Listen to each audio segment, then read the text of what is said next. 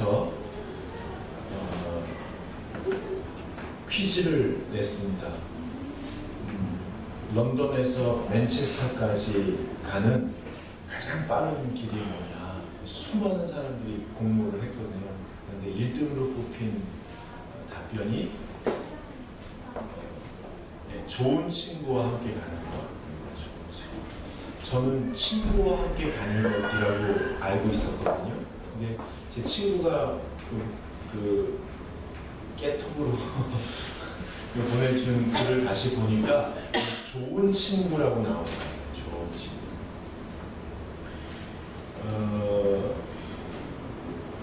런던에서 맨체스터가 구체적으로 얼마나 먼지는 잘 모르지만 그보다 훨씬 긴 인생이라는 여행을 걸어가면서 좋은 친구와 같이 걷는 것은 아주 중요한 일이 되겠습니다. 동반자죠.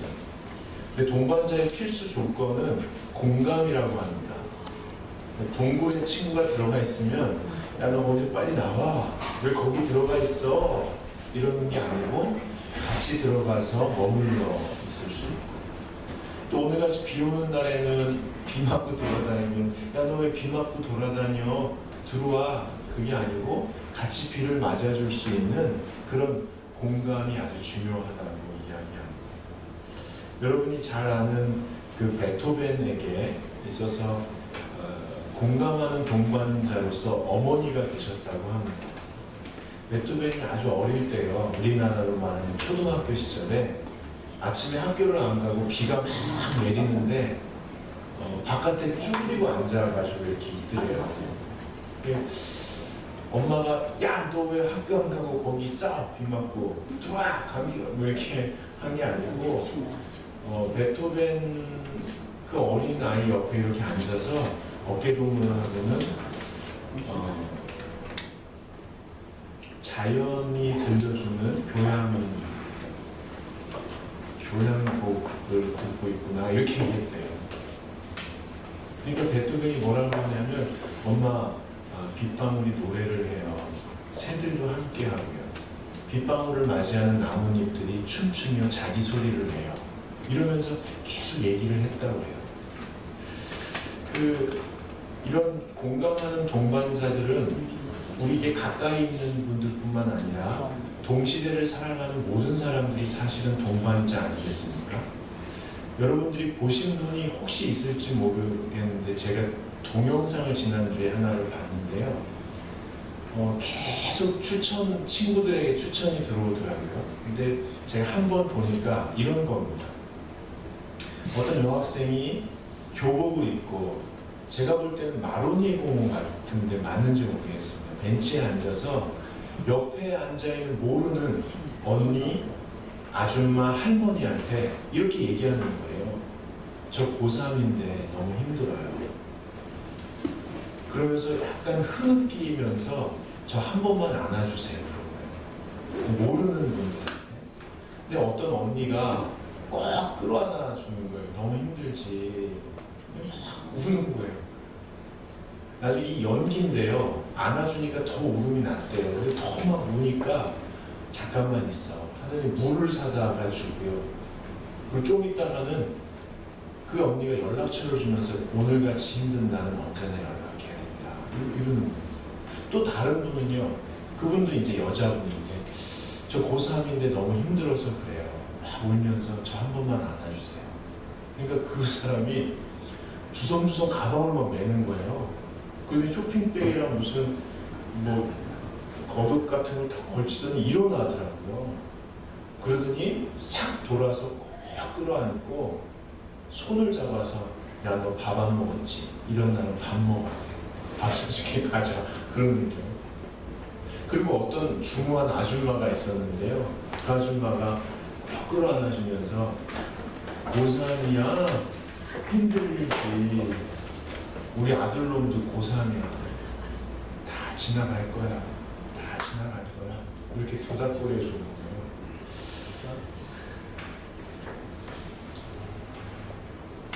우리에게 있는 대제사장은 우리의 연약함을 동정하지 못하신 이가 아니고 모든 일에 우리와 똑같이 시험을 받으신 이로되 죄는 없으시니라. 여러분, 우리 예수님께서 우리가 경험하는 모든 아픔을 그대로 경험하시고 죄는 없으셔서 다 넘어서시고 우리를 동정해 주시고 공감해 주신다는 거예요. 너 이것도 못 견디냐? 너 이것도 못 넘었으냐? 이러시는 게 아니고, 아이고 힘들지, 물 한 모금 마셔라, 밥 먹어야 된다, 좀 쉬어야 된다, 지나갈 거다, 나도 십자가 졌는데 지나갔다, 이렇게 위로해 주시는 거예요. 그 주님이 우리 안에 계시는 줄로 믿습니다. 그래서 그리스도인들은 가족과 친구들 뿐만 아니라 이웃과 길거리에서 만나는 사람들에게 가능하다면 열린 마음으로, 힘드시죠? 그럴 수도 있죠, 같이 갑시다 라고 이야기하는 사람입니다. 여러분, 스캇 팩이라는 분을 아실 겁니다. 세계적인 심리학자이고, 저는 이분이 프로이트를 넘어섰다고 보는데요. 이분은 세계 평화를 위해서 마지막에 저술 운동가로 한평생을 보내다가 하나님 곁으로 가셨습니다. 이분이 아내와 결혼할 때 아내도 마찬가지로 심리학 교수였습니다. 둘이 결혼하는데 아내에게서 정신질환이 발견됐습니다. 스캇 박사도 알고 아내도 아는 거죠. 근데 서로 전문가니까 어떤 기법을 활용하면 치유될 수 있다라고 생각했습니다. 그래서 결혼을 했는데 이 두 사람이 아는 모든 기법을 다 활용했는데 치유가 되지 않았습니다. 그러니까 실패한 거죠. 그리고 스캇 박사가 할 수 있는 것은 너무 힘들어하는 아내에게, 동반자에게, 당신이 하나님께서 사랑받는 존재라고, 당신이 고통 가운데 있지만 지금도 성장하고 있다고, 당신이 아무것도 할 수 없는 듯 하지만 당신은 의미 있는 삶을 지금 살아가고 있는 거라고 계속해서 동일한 메시지를 동반자에게 보내주는 게 스캇 박사가 사명처럼 자기가 할 수 있는 마지막 유일한 사랑이라는 것을 깨닫습니다. 그리고 그가 사랑에 대해서 정의를 이렇게 합니다. 사랑은 상대방의 성장을 돕기 위해서 나 자신의 성장에 집중하는 것. 마음이 아파서 무너져 내리는 배우자를 동일한 메시지로, 당신은 사랑받는 존재이고, 당신은 가치 있는 존재이고, 당신은 의미 있는 삶을 지금 살아가고 있다는 사실을 계속해서 이야기해 주는 것 이외에는, 그러나 그것이 가장 큰 사랑이라는 것을, 그러나 그렇게 하려면 자기의 성장에 집중해야만 그 메시지를 보낼 수 있다는 것을 깨닫게 됩니다. 그리고 끝나지 않은 길, 아직도 가야 할 길, 저 너머에, 이런 아주 주옥 같은 책들을, 세계적인 베스트셀러를 써내게 되죠. 그 책을 탈고하면서 그는 불교 신자였던 스캇 박사는 이 사랑이 기독교의 사랑이라는 것을 불현듯 깨닫게 됩니다. 그리고 기독교로 귀화하게 되죠. 하나님이 세상을 이처럼 사랑하사 독생자를 주셨으니 이는 그를 믿는 자마다 멸망치 않고 영생을 얻게 하려 하심이라. 하나님께서 우리를 사랑하시고 구원하시기 위하여 독생자를 보내주셨습니다. 근데 그 독생자가 누구냐면, 우리를 건지시기 위해서 스스로 우리의 죄를 짊어지시고 죄와 죽음의 권세 아래 굴복했다가 스스로 승귀, 일어나셔서 부활하셔서 스스로 이겨내시고 우리를 도와주시는 분이십니다. 여러분, 그래서 그리스도인들은 그 예수님을 믿고 따르는 우리들은 다른 사람을 돕기 위해서 우리가 끊임없이 일어서는 것을 계속해서 포기하지 않는 사람들입니다. 다시 그 자리에서 또 일어서고 또 일어서는 사람들입니다. 제가 일산에 있는 중남미 문화원에 간 적이 있어요. 아주 오래된 일입니다. 거기 원장이 누구시냐면 중남미 대사관으로 평생 헌신한 분인데, 그 대사분께서 중남미에 가셨을 때 교민들의 텃세 때문에 일을 잘 못하셨다고 합니다. 그런데 이 사모님께서 대단한 분이신데 교민들을 모아놓고 디너쇼 같은 걸 한 다음에 교민들이 이제 그 새로운 대사를 약간 해코지하려고 식기도 할 수 있냐고 이렇게 공개적으로, 교회를 안 다니는 걸 알고 있었는데요.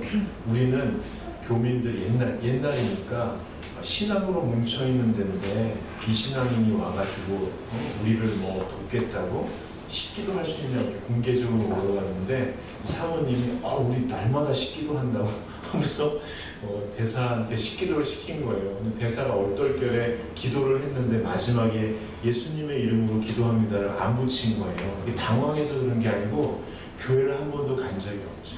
근데 그날부터 교민들이 교회 다니는 사람인 줄 알고 우리 교인인데 뭐 이러면서 하고, 그날부터 그 대사 부인이 성경을 읽으면서 교민들이 모일 때마다 설교를 하고, 그렇게 수십 년을 남미에서 대사로 살면서 교민들과 만나고 사람들을 돕고 거기서 사들인 아주 귀한 것들을 가지고 일산에다가 박물관을 여신 아주 대모예요.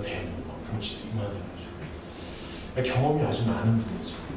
그분을 가서 우연히 만나서 이제 차를 한잔 하게 됐는데, 그분에게 제가 들은 이야기입니다. 얼마나 경험이 많아요. 근데 자기가 일산, 파주, 양주, 그 서울 북쪽 지역에서 난 가장 큰 인물을 뽑으라면 자기는 유시민 의원을 뽑겠다는 거예요. 그러니까 정치적인 견해에 따라 호불호가 갈리겠지만 본인이 볼 때 그 지역에서 태어나서 그 지역 사람들을 돕고 모든 문제들을 합리적으로 해결하는데 아주 탁월한 역량을 발휘했다는 거예요.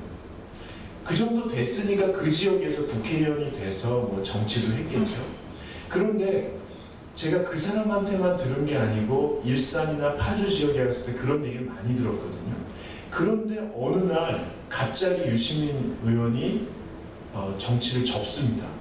그리고 얼마 전 강연에서 자기가 왜 정치를 갑자기 접었는지를 유시민 전 의원이 직접 얘기를 한 것입니다. 자신이 어느 날 10년 동안 언론에 노출된 자기의 얼굴을 다 찾아봤대요. 하루 종일. 그런데 그 얼굴에서는 불만, 분노, 짜증만 가득하대요. 내가 어떻게 이런 얼굴로 사람을 돕겠다고 했을까? 그 순간 나는 정치가로서 자격이 없다. 정치라는 게 바르게 다스리는 거잖아요. 그래서 사람들을 행복하게 하는 건데 내가 어떻게 이렇게 해서 정치를 하나? 그리고 딱 접었다고 하더라고요. 접고서 자기를 돌아보고 정말 의미 있는 삶이 무엇인지를 연구해 보니까 불만, 분노, 짜증은 마음속에 불안과 두려움이 표출된 건데 이것은 사람들의 본질이기 때문에 이걸 피할 수는 없다는 거예요. 그러나 이것을 인정하고라도 현실을 넘어서 행복을 추구하는 조건을 자기가 4가지를 얘기하더라고요. 그게 뭐냐면 일, 사랑, 놀이, 그리고 연대입니다. 그가 말하는 연대는 공감이더라고요. 근데 저는 이 연대를 사랑으로 편입시키고 싶습니다. 그래서 다시 정리하면 일, 사랑, 놀이, 기도입니다. 그래서 다른 사람을 돕고자 하는 사람이 있다면 저는 이 4가지가 필요하다고 봐요. 기도의 깊이, 노동의 가치, 놀이의 희열, 그리고 사랑의 수고입니다. 기독교인으로서 누군가를 돕고 싶다면 불만과 분노와 짜증을 지워버리는 건 아닌 것 같아요. 우리의 삶의 바닥에 어쩔 수 없이 불만과 분노와 짜증은 계속 넘쳐나는 것 같습니다. 이걸 지워내는 게 그리스도인이 아니라 이것을 넘어서 우리가 추구해야 할 균형 잡힌 삶이 뭐냐면 기도, 노동을 가볍게 여기지 않도록, 기도를 영적인 가치로만 부여하지 않도록, 우리의 삶이 기도가 되도록, 그리고 놀 줄 아는 사람, 저는 잘 못 노는 사람인데 정말 어린아이처럼 놀 줄 아는 사람, 그리고 사랑의 수고를 몸으로 움직여 사랑의 수고를 아끼지 않는 사람이 우리가 되어 가야 될 것입니다. 이것을 균형 잡아가는 친구를 발견할 수 있으면 좋겠습니다. 근데 저는요, 균형이라는 말을 참 좋아하거든요. 근데 균형을 뭐라고 생각했냐면, 양손에 비슷하거나 똑같은 무게의 물건을 들고 흔들리지 않고 서 있는 상태를 균형이라고 생각했어요. 이걸 좋아했어요. 그러다 보니까 조금만 흔들리면 내가 왜 흔들릴까?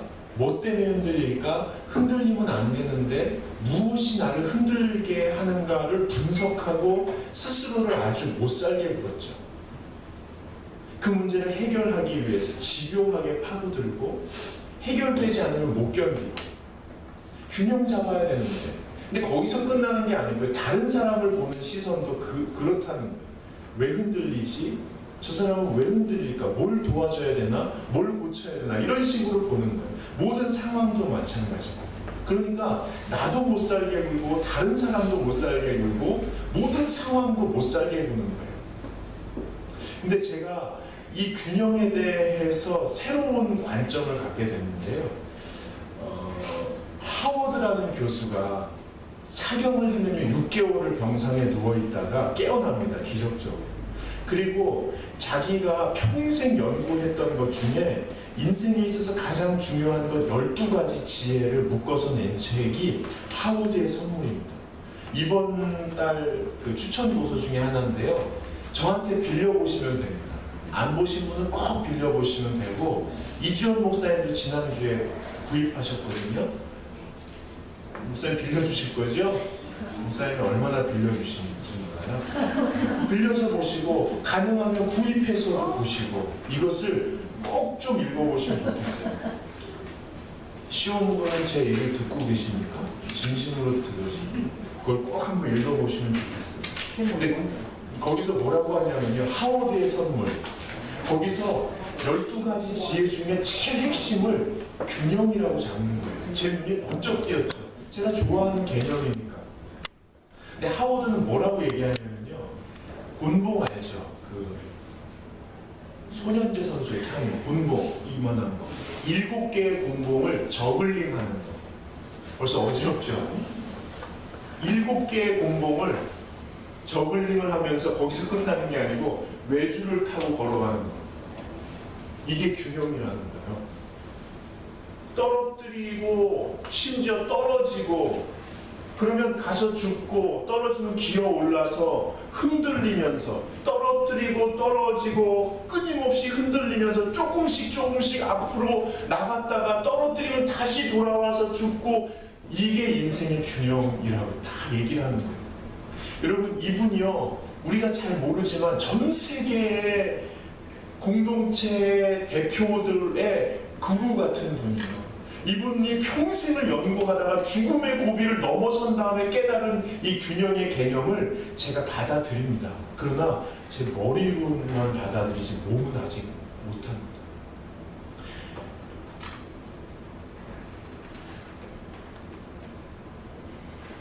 여러분, 이분이 말하는 7개의 공봉이 가족, 사회, 영적인 것, 육체적인 것, 물질, 여가, 그리고 직업적인 것입니다. 뭐 하나를, 그 중에서 뭐 하나를 꽉 잡으면 나머지를 놓친다는 거예요. 완벽을 추구할 수 없다는 거예요.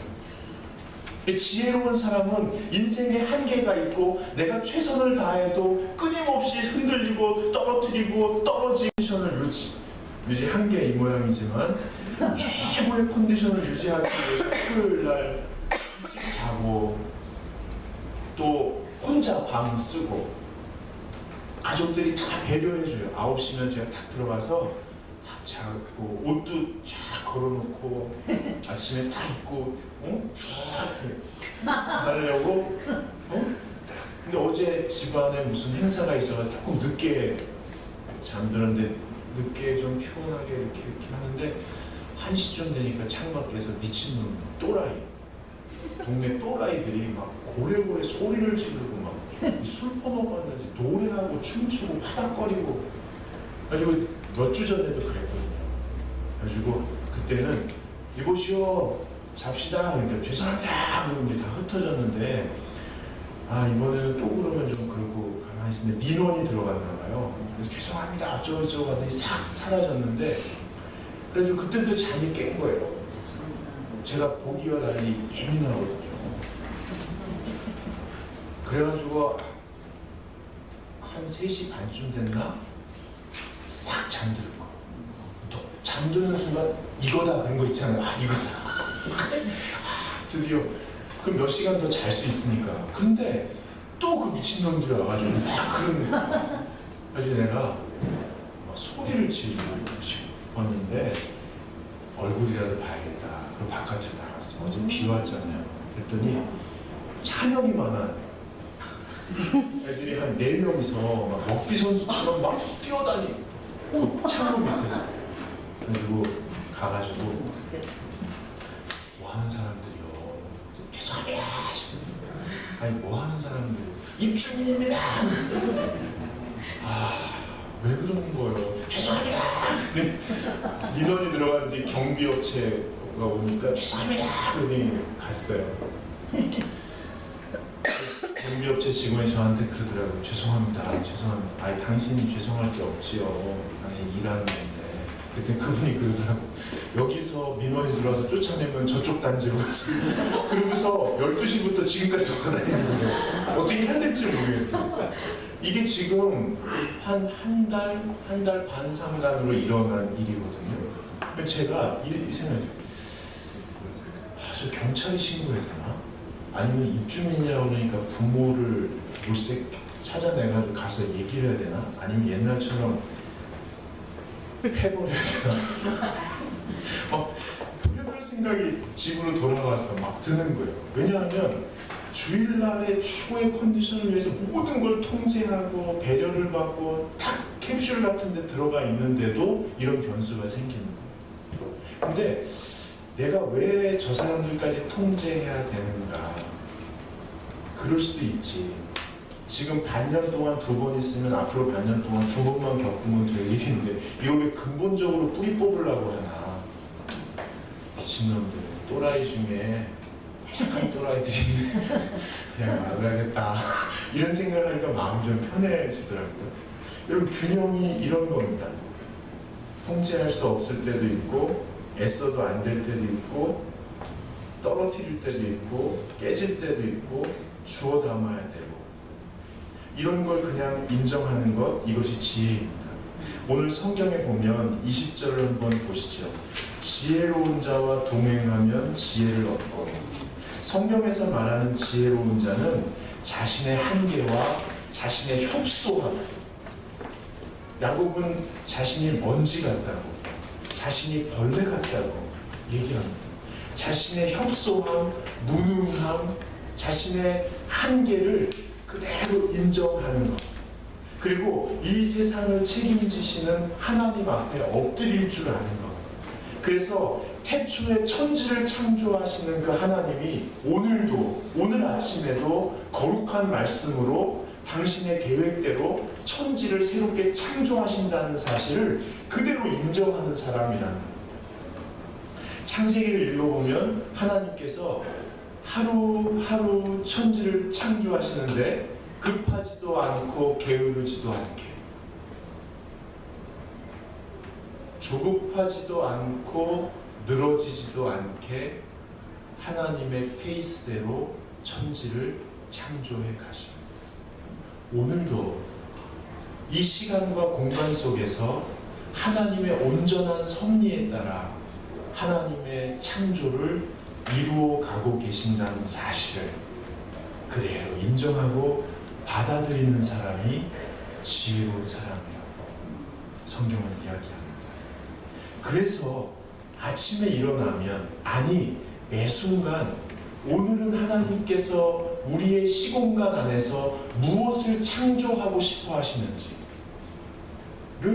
깊이 기도하며 경청할 줄 아는 사람, 그리고 그 시공간 안에서 나의 일상 가운데 내가 심부름할 게 무엇인지를 알고 그대로 몸을 움직여서 노동의 가치, 땀을 흘려가는 사람.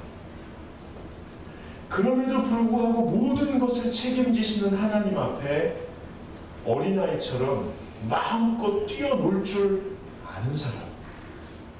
그래서 조급하게 나만을 위하여서 내 계획대로 무엇인가를 이루어가지 않아도 되기 때문에 옆에 주저앉아 우는 사람 옆에서 같이 울어주고, 옆에 신나서 뛰어노는 사람과 함께 뛰어놀 줄 아는 사람. 이런 사람이 성경이 말하는 지혜로운 사람입니다. 여러분, 그 옆에 보시면 미련한 자와 동행하면 해를 받느니라. 미련한 자는 누구일까요?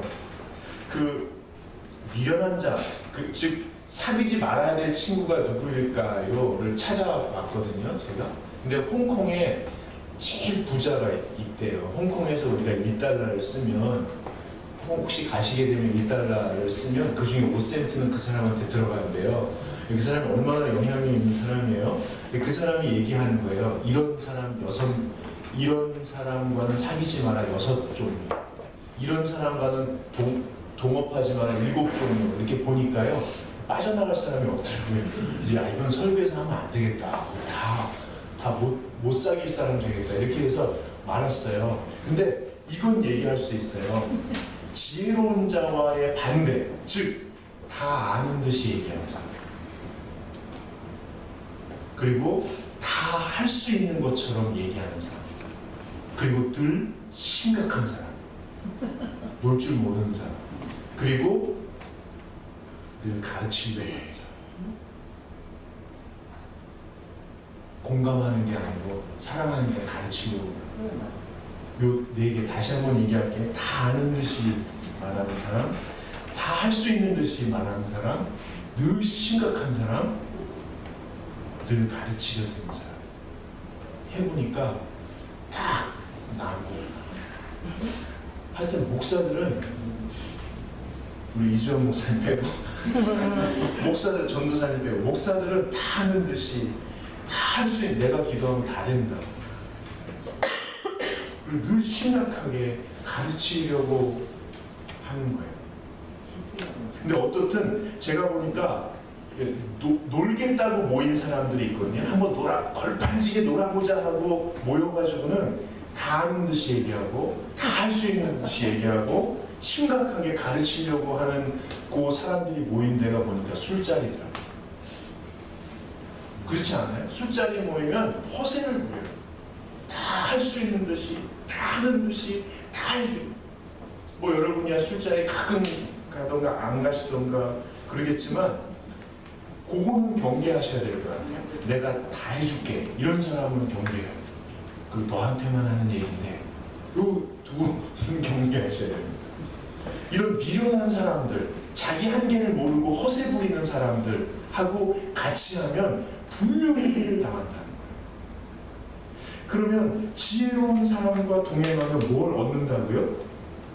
지혜를 얻는다. 여러분, 지혜가 뭐예요? 잠언에서는요, 지혜를 인격적으로 대합니다.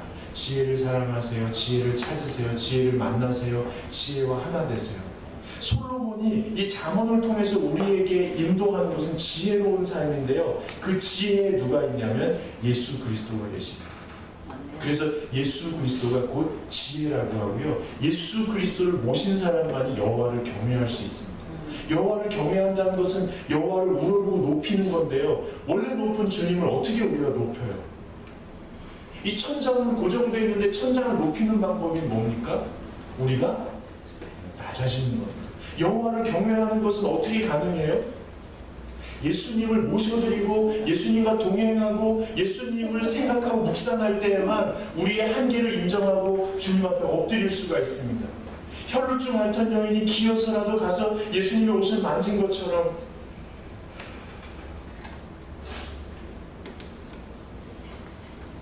주님 앞에 엎드릴 수가 있습니다. 주님의 발 앞에 옥합을 깨뜨리고 눈물로 머리로 주님의 발을 닦았던 것처럼 우리가 예수님 앞에 갈 때 하나님 앞에 엎드릴 수 있습니다.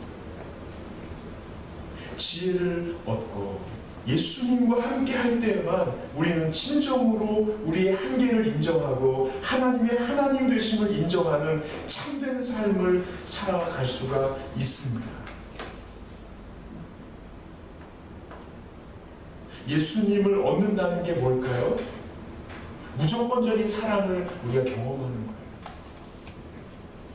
용서받지 못할 죄가 없다는 것을 날마다 받아들이는 겁니다. 먹을 것이 있고 할 일이 있고 우리가 가진 것이 있어서 괜찮은 듯 하지만 우리의 마음과 생각이 하루에도 수십 번씩 얼마나 혼란 가운데 있습니까? 그 유시민 전 의원이 자기 얼굴 속에서 발견했던 불만과 분노와 짜증이 우리 성경에 얼마나 많은지요? 근데 그 모든 것을 싹 물러가게 할 수 있는 것, 그 모든 것을 넘어설 수 있게 하는 것이 무엇이냐면 바로 예수 그리스도를 통해 얻는 사랑과 용서입니다. 그리고 예수께서 죄와 죽음의 권세를 이기고 부활하신 것처럼 우리도 여기까지가 끝인가 보다, 내 한계로는 이것이구나, 난 더 이상 할 수 없다, 이제는 더 이상 못한다라고 여겨지는 그 순간에 다시 한번 한 걸음을 내딛는 거예요. 직장에서 아무리 애써도 상사의 인정을 받지 못할 때, 아무리 노력해도 목표에 도달하지 못할 때, 학생이 공부 계획을 세워놓고 여기서 아무리 노력해도 점수가 오르지 않을 때, 아무리 노력해도 집이 깨끗해지지 않을 때, 아무리 노력해도 건강해지지 않을 때, 아무리 노력해도 관계가 새로워지지 않을 때, 그래서 여기까지가 끝인가 보고 더 이상 나는 할 수 없다고 여겨질 때 내 안에 계신 예수 그리스도로 인해서, 죄와 죽음을 이기고 부활하신 예수 그리스도로 인해서 주님의 손을 붙들고 한 걸음 더 나아가는 것, 한 번 더 해보는 것, 우리 학생이 한 번 더 책을 펴보는 것, 기획서를 다시 한 번 들여다보는 것, 다시 한 번 만나는 것, 다시 한 번 걸레를 집어드는 것, 그 다시 한번 하는 그 순간이 바로 예수님이 함께 하시는 삶에 나타나는 열매입니다. 우리가 다시 한번 하는 것은 완벽함을 추구하는 게 아니고요, 이 세상에 대해서 내가 포기하지 않았다는 메시지를 던지는 겁니다. 이 세상에 대해서 내가 굴복하지 않았다는 사실을 다시 한번 보여주는 겁니다. 우리 아이들이 아무리 가르치고 아무리 교훈해도 달라지지 않을 때, 나아지지 않을 때 다시 한번 아이를 사랑의 눈으로 바라보고 우리 한번 얘기할 수 있을까? 내가 꼭 얘기하고 싶은 게 있어 라고 다시 프로포즈를 하는 것, 이것은 아이를 완벽하게 키우려는 게 아니고 내가 너를 포기하지 않았다는 사실을 보여주는 것입니다. 여러분, 우리의 삶의 자리가 어떻습니까? 끊임없이 흔들리고 끊임없이 떨어지고 끊임없이 떨어뜨리고 앞으로 나아갈 수 없어서 주춤주춤거리고 있는 게 우리의 삶이라면 바로 그 안에 주님이 함께 하신다는 사실을 꼭 기억하시기 바랍니다. 그래서 우리가 지혜로운 사람이 되고 우리가 사람들의 성장을 돕는 그런 좋은 친구가 되면 좋겠습니다. 우리 다 함께 일어나셔서요, 이 노래를 같이 불러보겠습니다.